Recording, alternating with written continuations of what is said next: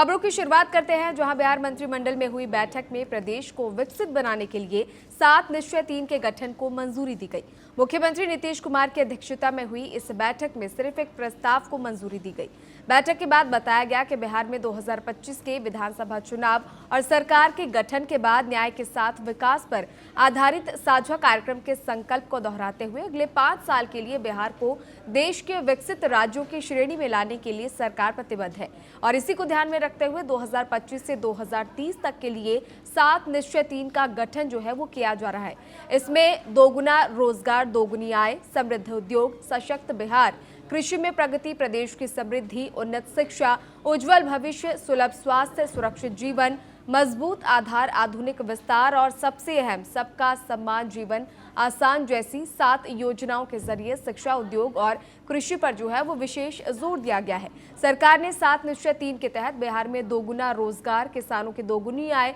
उद्योग, कृषि, शिक्षा, स्वास्थ्य और आधुनिक इंफ्रास्ट्रक्चर के जरिए विकसित बिहार का जो है वो लक्ष्य रखा है और इसी को कहीं ना कहीं अब बिहार सरकार जो है वो आगे बढ़ाती हुई नजर आएगी। बिहार को विकसित राज्यों की श्रेणी में लाने के लिए सरकार प्रतिबद्ध यहाँ नजर आ रही है।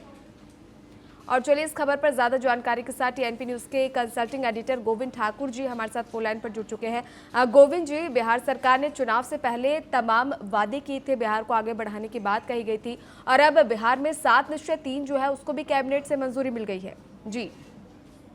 बिल्कुल कोमल, देखिए जिस तरह से चुनाव के समय में एनडीए की तरफ से खासकर नीतीश कुमार जी की तरफ से ये बात कही गई थी कि अब हमारी जो ये अंतिम ये प्रावधान पर हमारी सरकार होगी अगली बार और हमारी जो राजनीति होगी वो ये अंतिम है, उसमें हम पूरा बिहार को विकास करना चाहते हैं और उसका हमको मौका दिया जाए और जनता से उन्होंने अपील की थी, जिसका नतीजा हम आप सबने देखा कि उनको एक प्रचंड बहुमत के तौर पे मिला और वो सरकार बनाए। और उसी का नतीजा कोमल ये है कि अब बिहार सरकार अपने जो उन्होंने वादा किया था उसको निभाने के लिए उन्होंने कैबिनेट की बैठक पहले भी की थी। इसके बाद आज उन्होंने कैबिनेट की बैठक की है जिसमें उन्होंने 7 निश्चय 3 का मुहर लगा दिया। उसका 3 मतलब ये हो गया कि 2015 से लेके 2020, फिर 2020 से लेकर 2025 और अब ये तीसरा कार्यकाल है उनका, उसमें भी उन्होंने 7 निश्चय की बात कही थी। तो इस बार 7 निश्चय 3 का उन्होंने इस पर लगाया जो कि एक रोड मैप है बिहार के लिए कि बिहार के विकास में बिहार को अग्रणी श्रेणी में लाने के लिए बिहार की किस रास्ते पर चलेगी बिहार, उसके एक रोड मैप तैयार करके रखा है। उसमें जैसे कि आपने भी कहा कि रोजगार को दुगुना किया जाएगा, जो अभी रोजगार है उसको दुगुने किए जाएंगे, साथ साथ में जो प्रति व्यक्ति आय है उसको दुगुने किए जाएंगे। तो इसमें जो अभी जो कैबिनेट की जो फैसला हुआ उसमें 50 लाख करोड़ जो 5 साल के अंदर में निवेश करने हैं, उसके तहत बिहार का विकास होगा और साथ साथ में जितने भी क्षेत्र हैं इसके, चाहे स्वास्थ्य हो, गांव हो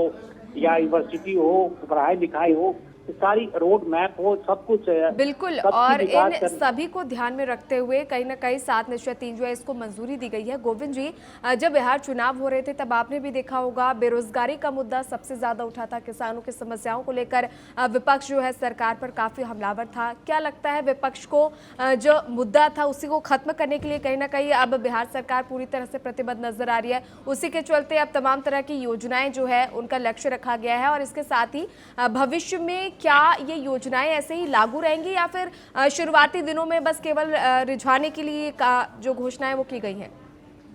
देखिए कोमल, पिछले 2 कार्यकाल का आप समय देखेंगे तो रोजगार के तौर पर ये पूरी तरह से बिहार सरकार फेल की स्थिति में थी और उन्हें रोजगार की समस्याएं काफी बनी हुई रही। हाँ, बीच में कुछ समय के लिए जब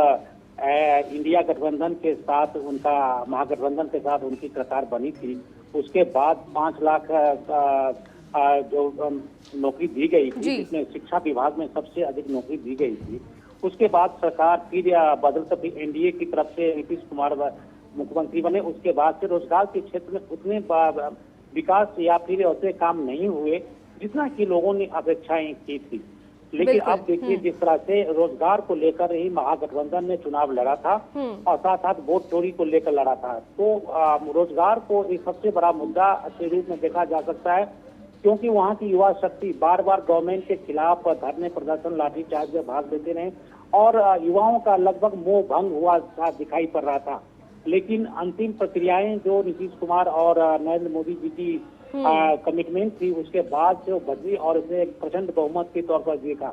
तो अब 6 महीने का समय होता है किसी भी सरकार को अपने कार्यकाल को दिशा दशा देने के लिए। तो उस दिशा के तौर पर आप देख सकते हैं कि विपक्ष से कहा है कि 6 महीने के बाद हम फिर अपनी राजनीति में लौटेंगे। हम 6 महीने की सरकार को टाइम देते हैं कि वो देखें कि किस तरह से काम को आगे बढ़ाते। तो ये जवाब तो है ही।